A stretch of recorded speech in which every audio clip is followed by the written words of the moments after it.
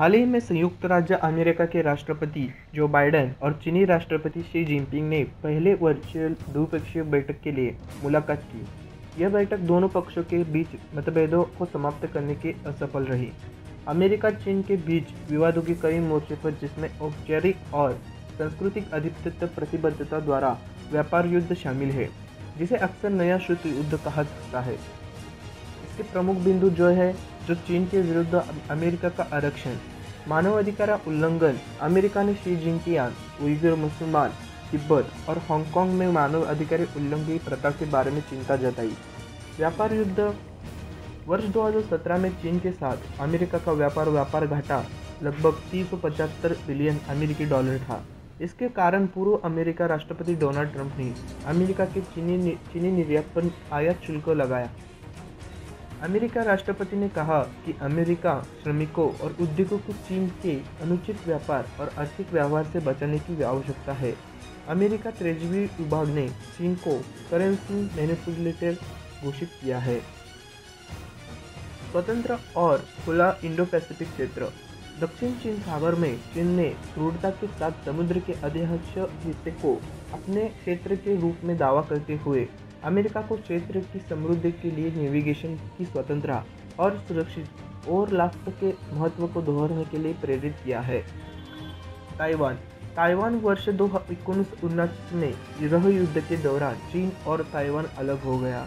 हालांकि इसके बावजूद चीन और ताइवान को अपना हिस्सा मानता है और आवश्यकता पड़ने पर किसी भी तरह उस पर नियंत्रण प्राप्त करने की वकालत करता है, जबकि ताइवान के नेताओं को कहना है कि ताइवान एक संप्रभु देश है।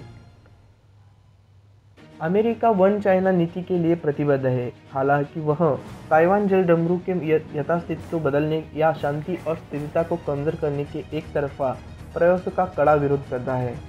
अमेरिका के खिलाफ चीन का आरक्षण। गठबंधन और समूह। चीन ने अमेरिका के नेतृत्व वाले गठबंधों और समूहों के संबंध में आपत्ति जताई। चीन ने माना है कि यह इन समूहों के दुनिया में विभाजन को जन्म देगा। यह क्वाड एक प्रमुख बिंदु था, जिसमें अमेरिका, भारत, ऑस्ट्रेलिया, जापान शामिल है। ऑस्ट्रेलिया, यूके तथा यूएस के बीच ऑस्ट्रेलिया को परमाणु संचालित पनडुब्बियों को वितरित करने हेतु ऑकस सौदा शामिल किया है। इसके अलावा अमेरिका ने हाल ही में चीन को शामिल किए बिना G7 और G11 तक विस्तारित करने का प्रस्ताव किया है। विश्व वित्त पर हावी होने से हेतु प्रतिस्पर्धा।